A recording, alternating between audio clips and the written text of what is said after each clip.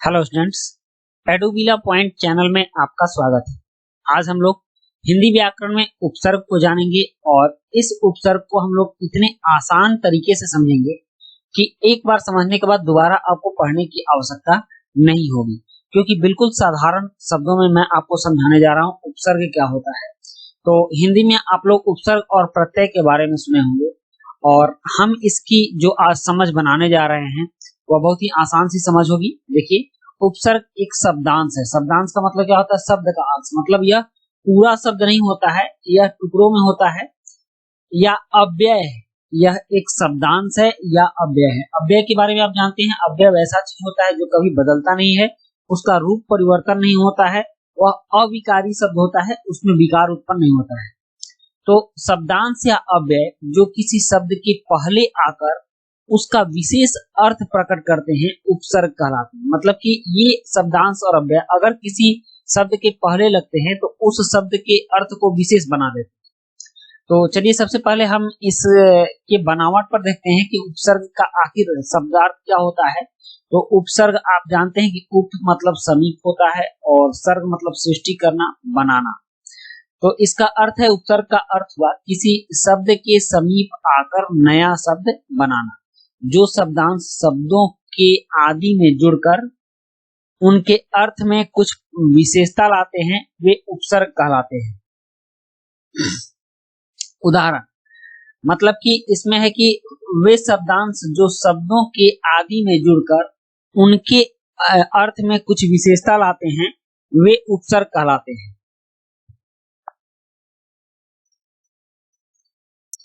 तो इसके उदाहरण को हम समझेंगे। उदाहरण में देखिए आप, जैसे कि यहाँ पर कुछ शब्द दिए गए हैं और इसमें उपसर्ग जोड़ा गया है। यह हार है। पहले हम मूल शब्द को देखेंगे तो हार क्या है? हार एक मूल शब्द है और इसमें उपसर्ग प्र जोड़ा गया है। तो इसमें प्र उपसर्ग जोड़ने के बाद जो शब्द बनता है वह होता है प्रहार। तो प्रहार का मतलब क्या होता है? आक्रमण करना, किसी को मारना, किसी को दंडित करना, ये प्रहार होता है। तो यहाँ हार शब्द का अर्थ अलग होता है, हार जाना, लेकिन जब इसमें प्र उपसर्ग जुड़ा तो इसका अर्थ हो गया प्रहार, मतलब किसी को मारना, किसी पर आक्रमण करना, हमला करना। इसके बाद यहाँ है कार।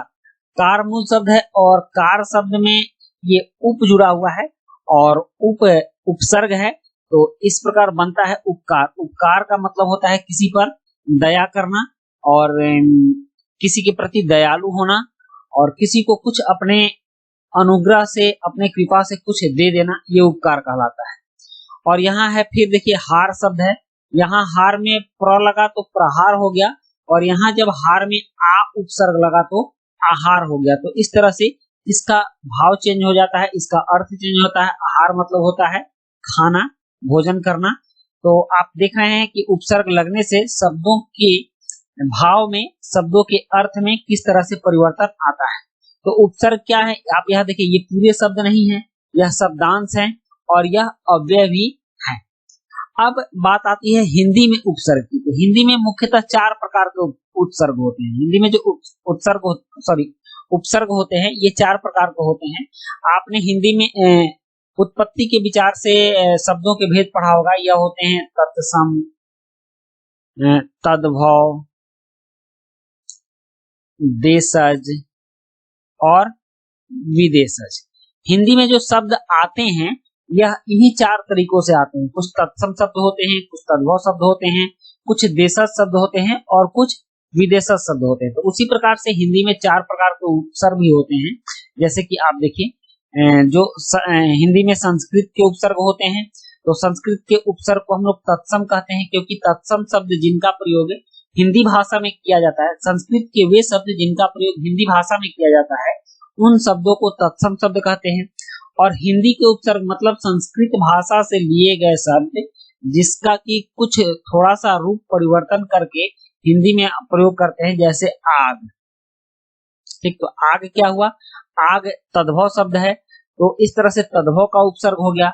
और उर्दू भाषा से जो लिया गया शब्द है यह उर्दू का उपसर्ग हो गया। और फिर अंग्रेजी भाषा के उपसर्ग भी कुछ आते हैं जो कि विदेशी हो गए, विदेशज हो गए।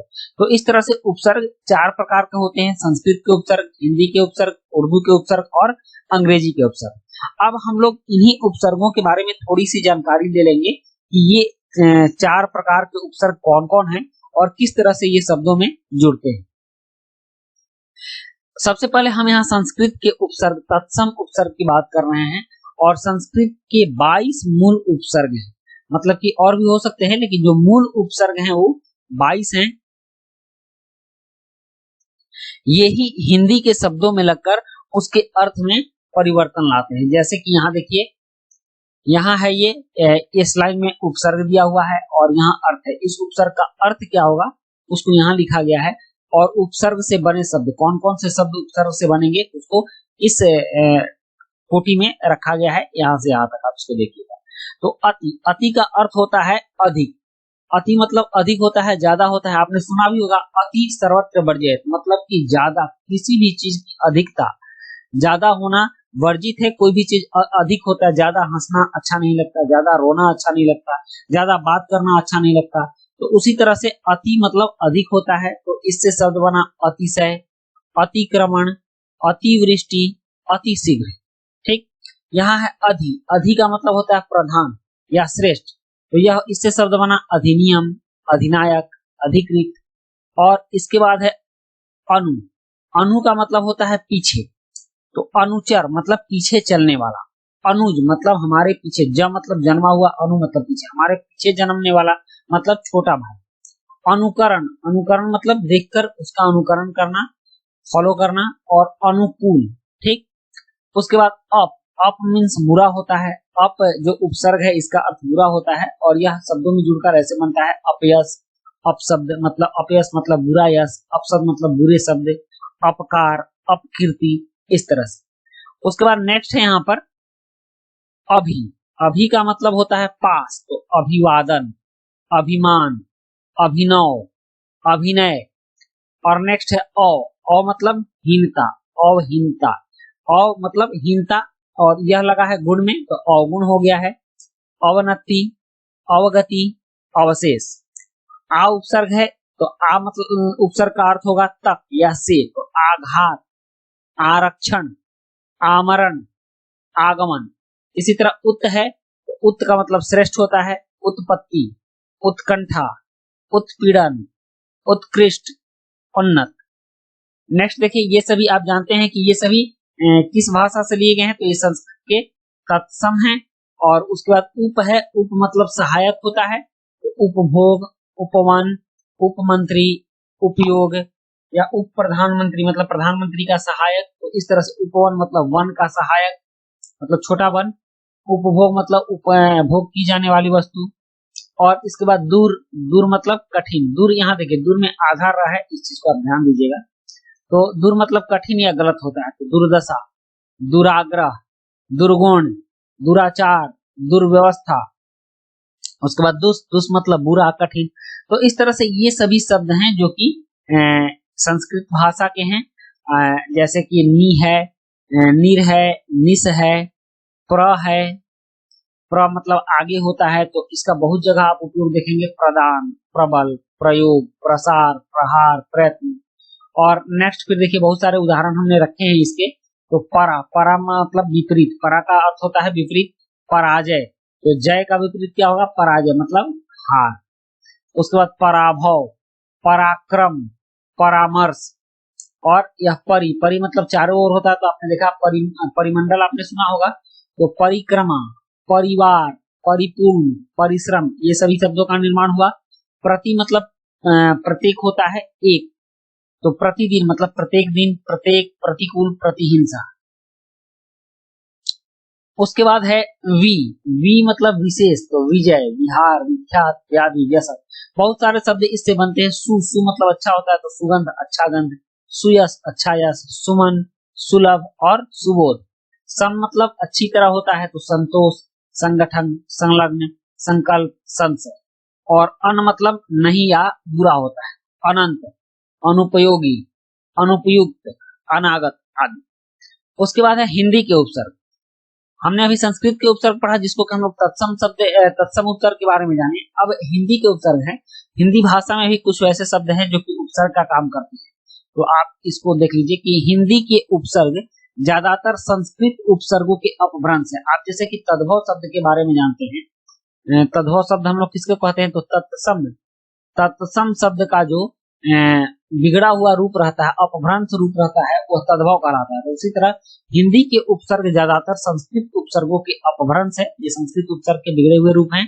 ये विशेषकर तद्भव शब्दों के पूर्व आते हैं, मतलब कि तद्भव शब्द के आगे ही तद्भव उपसर्ग लगेंगे। जैसे अन मतलब नहीं, अन का मतलब नहीं होता है, अनबन, अनपढ़, अनजान, अनहोनी, ये सब हिंदी भाषा के मतलब तद्भव उपसर्ग है। उसके बाद अध, अध मतलब आधा होता है, तो अधपका, अधमरा, अधजला, अधखिला, ये सभी परीक्षाओं में बहुत सारे पूछे जाते हैं। आपको पूछा जाएगा कि उन से दो उन उपसर्ग से दो शब्द बनाइए, औ से दो शब्द बनाइए, जैसे आप देख रहे हैं औगुण, औगण, औसर, औघट, औतार।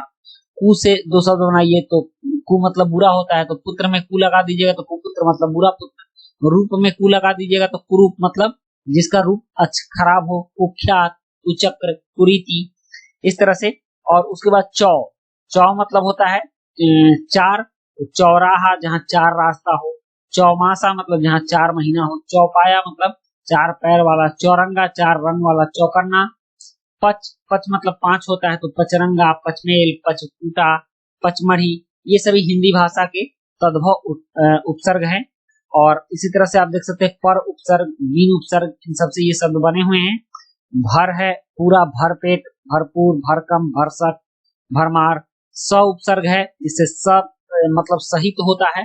सफल मतलब फल के साथ, सबल मतलब बल के साथ, सगुण मतलब गुण के साथ, सजीव मतलब जीव के साथ। और उसके बाद सावधान, और उसके बाद चिर, चिर मतलब सदैव होता है, चिर मतलब सदैव, चिर यौवन जिसका यौवन हमेशा बना रहे, चिर परिचित हमेशा परिचित वाला, चिर का लंबे समय वाला, चिरायु बहुत हमेशा आयु वाला जिसकी आयु कभी समाप्त नहीं हो।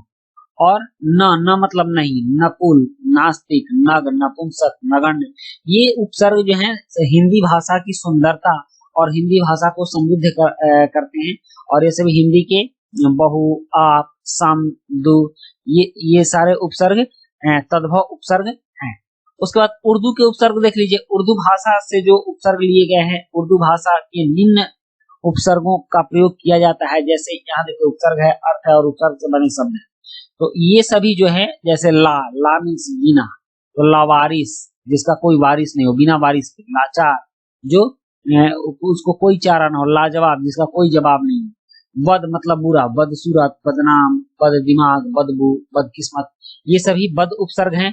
और बे मतलब भी बिना होता है। बेकाम, बेअसर, बिना काम का, बिना असर का, बेरहम, बिना रहम का, बेईमान, बिना ईमान का, और बेरहम। उसके बाद कम है, कम मतलब थोड़ा, कम वक्त, कम जोर, कम दिमाग, कम अक्ल, ये सभी उर्दू भाषा से लिए गए उपसर्ग हैं। गैर मतलब के बिना, गैर कानूनी मतलब कानून के बिना, गैर जरूरी बिना जिसकी जरूरत ना हो, गैर हाजिर जो हाजिर ना हो, गैर सरकारी जो सरकारी ना हो। ना मतलब अभाव होता है, तो नाराज, नालायक, नामुमकिन, नादान, नापसंद, ये सभी शब्द ना उपसर्ग से बने हुए हैं। और खुश, हम, ऐन, और फिर इसमें उर्दू भाषा में है सर, वेश, आप पढ़ेंगे सरताज, सरदार, सरपंच और सरकार, ये सभी उर्दू भाषा से लिए गए उपसर्ग हैं। और बा मतलब सही, तो बा कायदा मतलब कायदा के साथ, बाइज्जत इज्जत के साथ, बा अदब अदब के साथ। अल मतलब निश्चित होता है, तो अलबत्ता, अलविदा, अलसुआ, अलगरज। और आपने समझ लिया कि उर्दू के जो उपसर्ग होते हैं वो कौन कौन से होते हैं। और उसके बाद अंग्रेजी के उपसर्ग, तो इसका बहुत ज्यादा प्रयोग हमारी जिंदगी में किया जाता है। अंग्रेजी भाषा के निम्न उपसर्गों का प्रयोग किया जाता है। जैसे ये उपसर्ग और अर्थ और उपसर्ग से बड़े शब्द हैं यहाँ पर। सब, सब का मतलब होता है अधीन, तो सब रजिस्ट्रार मतलब रजिस्ट्रार के अधीन। सब जज मतलब जज के अधीन। सब कमेटी मतलब कमेटी के अधीन भी एक दूसरी कमेटी बन गई तो उसको सब कमेटी। जज के नीचे अगर कोई जज है तो सब जज कहलाएगा। रजिस्ट्रार के नीचे अगर कोई रजिस्ट्रार है तो सब रजिस्ट्रार कहलाएगा। ठीक, उसके बाद हाफ मतलब आधा होता है, और हाफ अंग्रेजी शब्द है, इसलिए यह अंग्रेजी का उपसर्ग हो गया। हाफ कमीज, आधी कमीज, हाफ टिकट, हाफ पैंट। को मतलब सहित होता है, तो कोऑपरेटिव, कोऑपरेशन इत्यादि। उसके बाद हेड, हेड का मतलब क्या होता है, हेड मतलब होता है मुख्य, तो आपने देखा होगा headmaster, head office, head clerk. और वाइस मतलब सहायक होता है, तो वाइस राय, वाइस चांसलर, तो इस तरह से ये सारे उपसर्ग जो है हिंदी, उर्दू, संस्कृत और अंग्रेजी के ये 4 तरह के उपसर्ग होते हैं और ये चारों उपसर्ग हिंदी शब्दों के साथ मिल करके हिंदी भाषा को समृद्ध बनाते हैं और उसके अर्थ में परिवर्तन लाते हैं। तो बच्चों, ये आज की क्लास में हम लोगों ने उपसर्ग सीखा। नेक्स्ट क्लास में हम लोग प्रत्यय जानेंगे। तो उपसर्ग और प्रत्यय का जो चैप्टर है हमारा पूरा हो जाएगा। और वीडियो अच्छी लगी हो तो लाइक, सब्सक्राइब, कमेंट जरूर कीजिएगा। मिलते हैं नेक्स्ट वीडियो में। Thank you.